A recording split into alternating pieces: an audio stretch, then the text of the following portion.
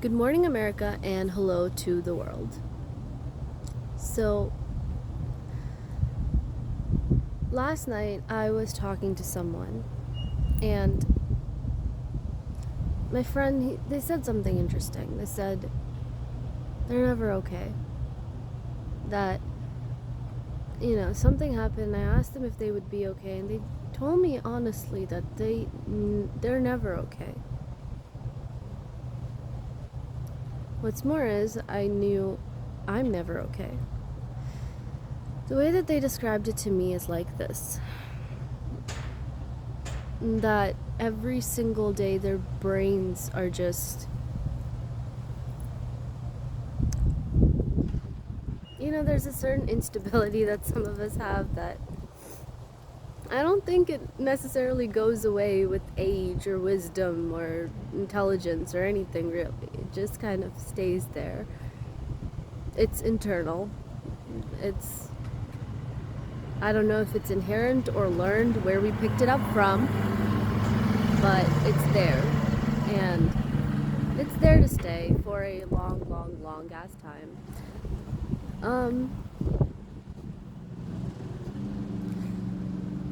I have that instability inside me. I know I do. I'm never going to be 1,000% okay, like ever, I think. But that's okay. But I was having this conversation with my friend and everything, and then this morning I woke up and was thinking about it. And out of everything, you know what I thought about? The Gita.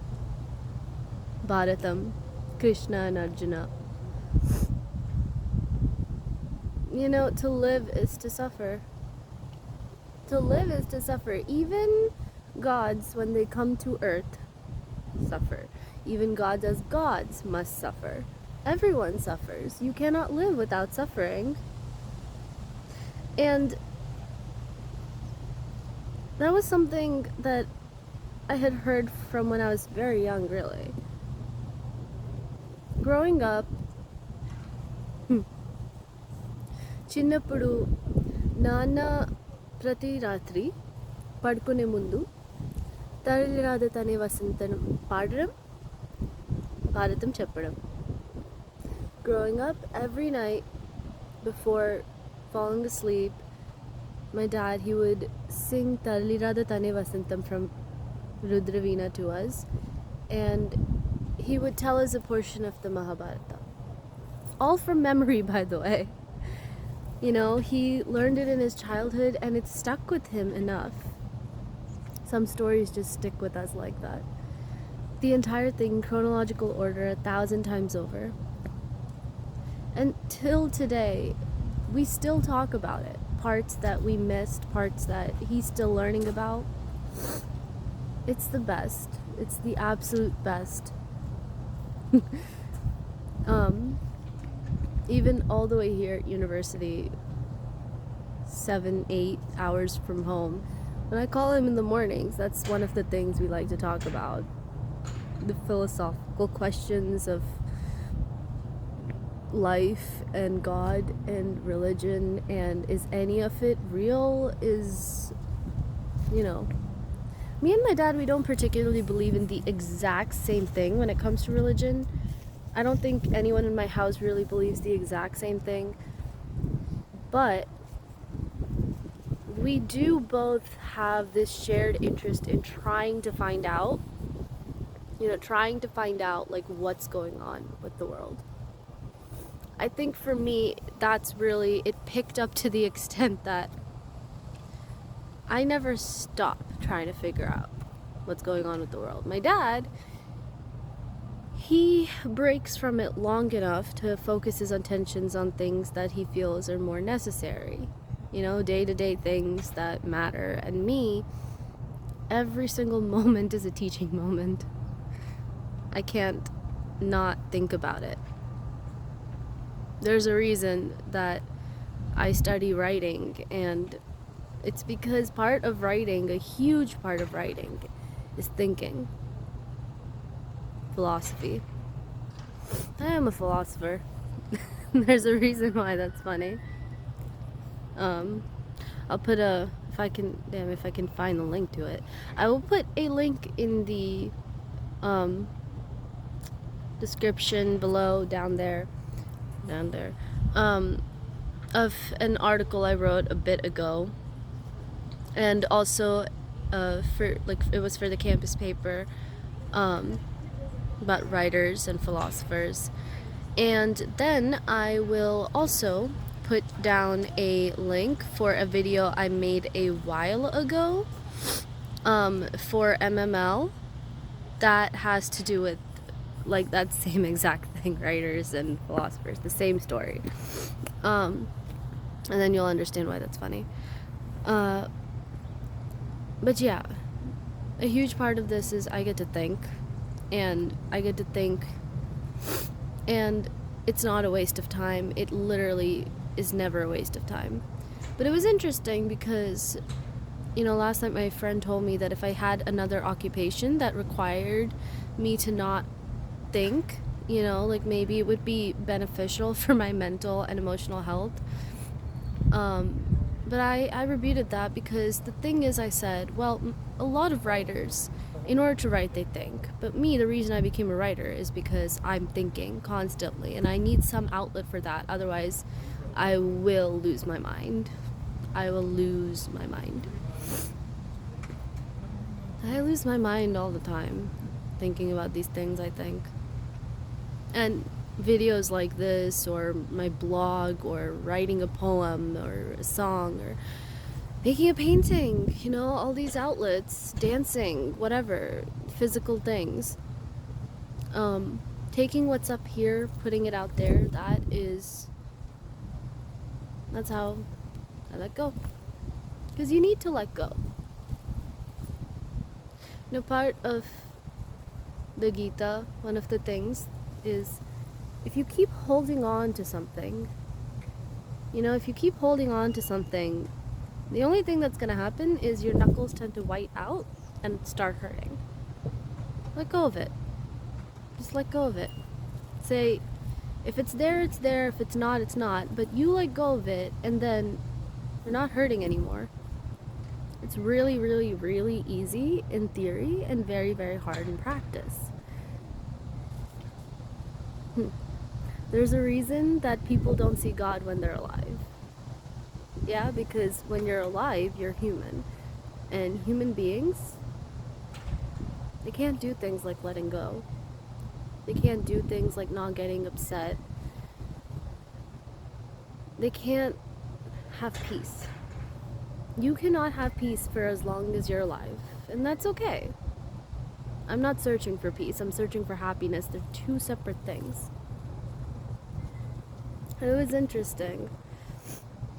Years and years and years later, last semester, I was sitting in this comparative literature class, and we were doing Oedipus and Prometheus Bound and the Odyssey, and wouldn't you believe it, the entire theme was this, that through suffering comes wisdom. The exact same thing that Bhagavatam says, the exact same thing that the Bible says, the exact same thing that pretty much any story you ever read says. You know, if you think about it, every single story you've ever read, there is a conflict. And at the end of that conflict, there is a character learning a little bit about themselves, a little bit about the world. They all learn different things. And none of them learn the same thing ever. But they all learn something and decide that that is the wisdom they want to keep. We all learn something day in, day out. Our lives are breaking, falling apart. Our minds are shattered. Our hearts are shattered. But we all have the capability of picking ourselves right back up and saying, yeah, today sucked, but here's what I learned, and here's where I'm going to go from there.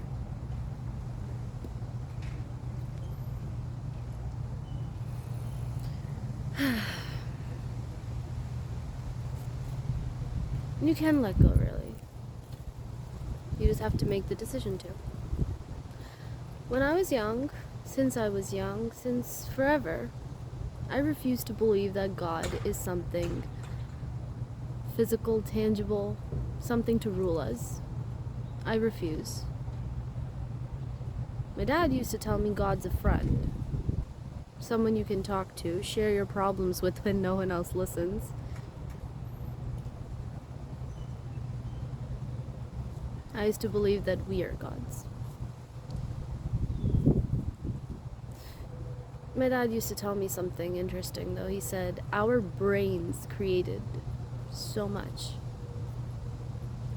You know, we have the capacity of imagination. I mean, all living things, I think, do.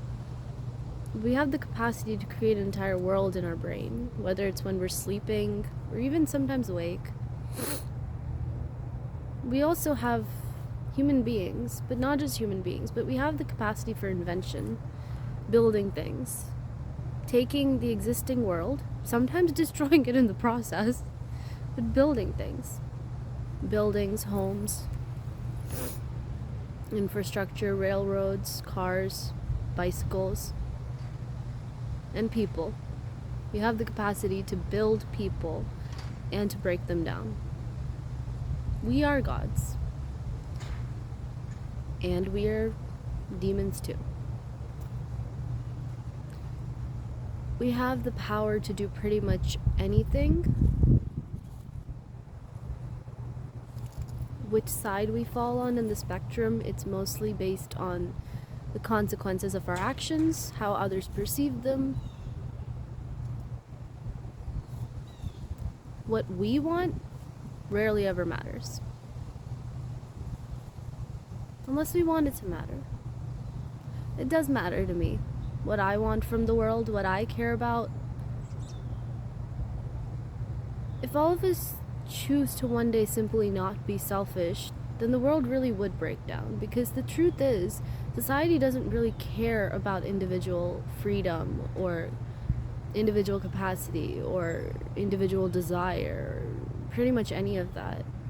The only person who's really gonna ever look out for us is ourselves. There are gonna be people in our life who care about us enough that they do care about what we want. But it's a really rare thing. It's a really rare thing. I've seen way too many people in my life either just be so absorbed in trying to make someone else happy that they lose their own. It's not worth it. It's really not. I'm invested in my own happiness first. And if personal happiness means I have to let go, I will. If personal happiness means don't give a shit what happens inside in the world, then I won't give a shit. The world can go F itself. Fall apart, break down in hell. It'll pick itself back up. It will. I choose to remain happy.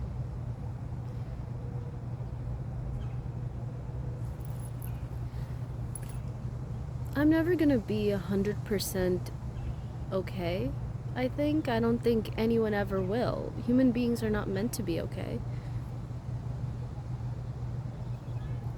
But I will be happy. There is a difference. I am happy. Anyways, that's all for today.